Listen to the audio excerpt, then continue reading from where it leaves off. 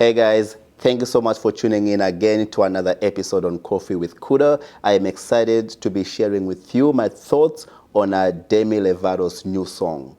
I'm going to break down the lyrics of the song, and then also I'm going to break down the video of the song. Demi actually talks about using alcohol, using cocaine, as well as using heroin. This is almost a discussion in the video about her own life that led to overdose back in July 2018. This is a powerful song, a much needed discussion in the life of people living in addictions. As we continue to fight stigma against addiction, I am thankful to have people like Demi using their platform. In the video, we actually see how she ends up getting to the hospital after her overdose. If you know anything about Demi, you know that she did overdose on heroin laced with fentanyl back in 2018, and she was hospitalized. Fortunately, she made it through and she gets to sing about it. I'm just going to talk about the song first, almost line by line, and then we'll talk about the video in a second. In the song, she starts with, "It's just a little red wine, I'll be fine.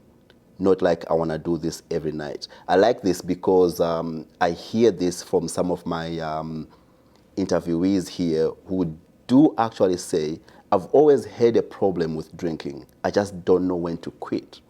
So when I take that first bottle or when I take that first drink, I don't have the ability to quit." This is perfect because she says, "I'll be fine. And it's not like I do this every night," which is like an excuse. So it's okay if I drink. I love how she says, "I think I earned it. Feels like it's worth it." You're almost like you're rewarding yourself without realizing the implications that are to come. But as she goes into the chorus, she says, "Twisted reality, hopeless insanity. I told you I was okay, but I was lying." Why this is so powerful is because when you are the person who's drinking with her, all you're seeing is, "Nah, it's okay, I'll be fine." But deep down, when she goes and looks at herself, she says, there's a twisted reality in her.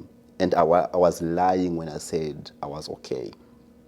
That's why individuals will tell you or will own up later on to say addiction came from such trauma which they never addressed. And sometimes don't hear about it until the overdose or they battle with addiction for a very long time. So I do like this song, the way it's broken down. It's okay, I'll be fine. I deserve it. But when she talks to herself and she looks in the mirror, she's like, wow, I was lying when I said I was okay, and she's owning up to her issues. In the second verse, she talks about, let's talk about the chorus first before we go into the second verse. She says, "I was dancing with the devil out of control, almost made it to heaven." This is actually referring to her actual life, right? The time when she overdosed on her fentanyl, almost made it to heaven. From my perspective, why I like this and why she highlights it this way is because the people I have interviewed, they say, especially this individual, her interview is not out yet. When it does come out, she will say things like, "I was walking towards the light. I was ready to die." Another interviewee, whose interview is not out yet on our platform, he says, "When I was about to die, I was at peace. I was ready for it." So when she's saying, "I almost made it to heaven," it was closer than you know. It hits home for me because it's a similar story that I've heard before. So I appreciate her highlighting that part, like, I was this close to heaven. It's closer than you know. And for us, we may not appreciate how close heaven is, heaven being dying, right? So she really paints a good picture here. And then she says, "Playing with the enemy, gambling with my soul. It's so hard to say no." That is the whole part where it binds substance abuse and addiction. Because there are people who are functioning addicts. They will deny being addicts, but they will open up to abusing the substances. But when someone says it's so hard to say no, they are almost telling you that, yes, I am an addict. This is a powerful song, and she says it's so hard to say no when you're dancing with the devil. When you're dancing with the devil, using heroin, using cocaine, these drugs that are so addictive, right? So I always like to refer to some of the interviews that I've heard in the past, and Amanda, she said an amazing line, which she says, addiction is like a vortex, it keeps pulling you back. That part you don't quite fathom or understand what it means unless you either have seen someone in addiction or you've been in addiction yourself. It is very hard to say no, even if you don't want to dance with the devil. When you go to the second verse here, she says, it's just a white line, I'll be fine. Same thing again, you know what? You're lying to yourself. It's okay, I'll just take this small line of cocaine, I'll be fine. But before you know it, it turns into a glass pipe. You can only appreciate it if you work in the addiction world and you are seeing people using glass pipes for crack cocaine or tinfoil for heroin. It is almost like it is remedy for them, tinfoil remedy, as she says. And I appreciate that she breaks it down poetically, and you almost kind of have to envision it yourself to understand what she's talking about. She says, I keep praying I don't reach the end of my lifetime. It's not every addict who wants to die. But when you're dancing with the devil, you almost know that you are asking for death in a way. So I like that, I keep praying, God, I don't want to die while I'm dancing with the devil. It's, man, I know there's a word for it where, I forgot. There's a word for it when you're talking about you're enjoying this very good thing, which is a bad thing, and yet you really want to do good kind of thing. Very, very, I love it. I keep praying I don't reach the end of my lifetime while I'm dancing with the devil. It's beautiful, beautifully put. As she continues with the song, I thought I knew my limit. I thought I could quit. I thought I could walk away easily. For me, that's the pinnacle of the song. So many people, especially who don't come from the line of child abuse or sexual abuse or any kind of trauma, people who do this for fun. I'm sure, I don't want to say for sure, but I think she's talking about people in Hollywood, in the music industry, who just want to do this for fun, like her. I thought I knew my limit. I used to party in high school, I used to party in college, and this is what I'm just doing, I'm used to. I thought I could quit. That's the danger of dancing with the devil. You get so, he lures you in, right?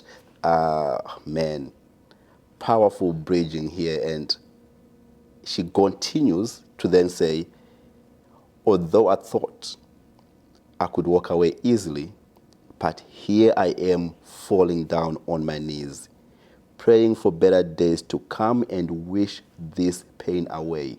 For me, this is almost like she's asking to die. She's no longer praying to not reach the end of her life, but praying to take the pain away. A lot of people tell you that it's better off that I die. That's crazy. And lastly, she says, Lord, I'm sorry for dancing with the devil. And in a way, she's highlighting how lucky she is. She gets to say, I'm sorry. Because some people, they die before they have the chance to make it up with the Lord. So, man, I think this song is powerful. It's crazy.